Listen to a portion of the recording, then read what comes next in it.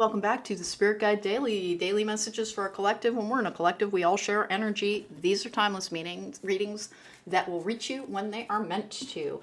Hummingbird Oracle, bringing you a Hummingbird Oracle card. I forget what this tarot deck is because it's absolutely gigantic and I never use it. But I think it's the Dreaming Way. No, I'm sorry, it's the Enchanted Soul. I just looked up and actually saw the box. And then we're going to get one from Empress Lang's Apparently So deck that I love so much, that is wonderful for predicting magical energies.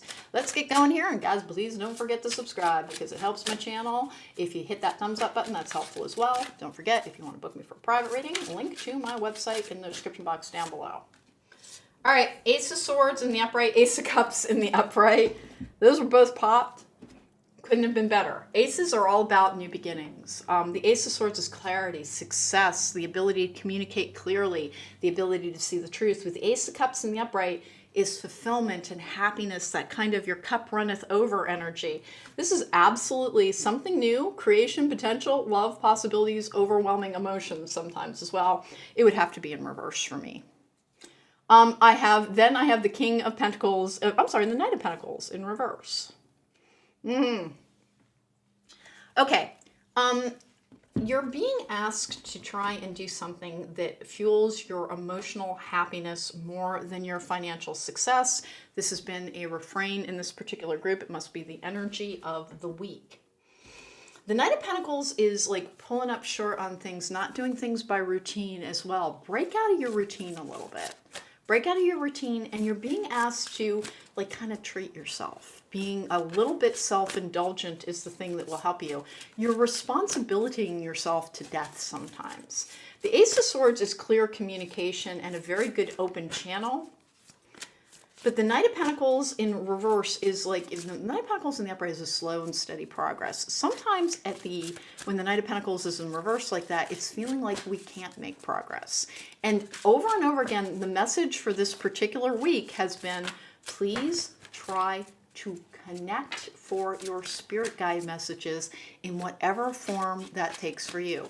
Some people do it while they're unloading a dishwasher. Pay attention to what wanders across your mind when you are doing something that does not engage your intellectual capacity. If you don't meditate well, that is one of the best times to receive messages. This comes out with fly high and observe from above. Here you'll find a new perspective, greater understanding, and compassion. It's the bird's eye view. Birds are spirit guide messages as well. Taking a new perspective on things can help so very much. And I'll give you an example in my own life. You know, following like a kind of bitter divorce that like completely like derailed what I thought my life was going to be, I was really emotionally devastated. And then one day I just kind of woke up and like was inhabiting this, it's just a breakup, just a failed relationship energy. And it took a while, but changing that perspective, starting to approach it as like, I've had other failed relationships, I'll be okay. It was because I had worked through all of the emotions on something. Taking a different perspective, even on something known, can help tremendously. Let's get going here. I do like the bird's eye view. That's a message card as well. This is a message card. This is a message card. It appears to be about something that is unrelated to work as well. So I have some contact that will best be viewed from a greater perspective.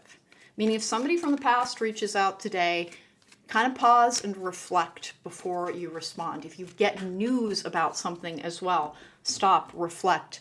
There is this energy of please take a greater perspective on your own personal happiness as well.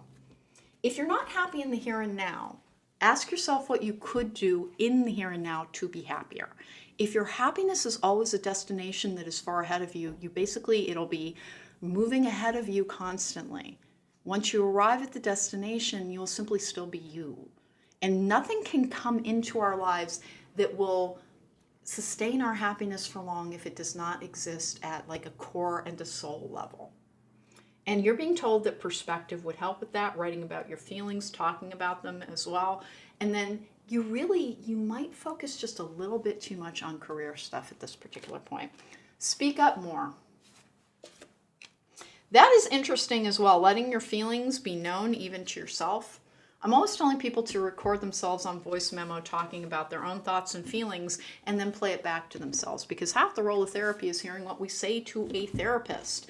And sometimes it really does help start rewriting our inner narrative if we hear how we sound.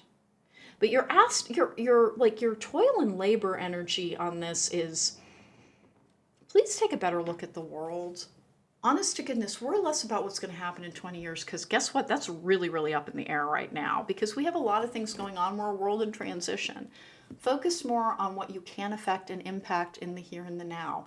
Take joy from the smaller things. You have a lot of new beginnings coming to you with these cards, but the Knight of Pentacles in reverse is genuinely, it's like you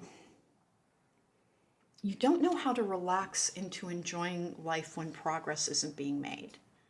And that's where happiness lies, in the state of being rather than in achieving. So that was an interesting Spirit Guide Daily for me. You really are being asked to take a better perspective on what happiness is in your life, to maybe re-examine, how can I be happier in the here and the now? And you really are being told, listen, you focus too much on your work life and you not enough on your emotional happiness. And I think this draw is saying that you keep looking for your happiness in your work, and your happiness is in your life, your existence, and your joy in being alive. And I know that can be a very big challenge for people, because I attract a lot of trauma survivors.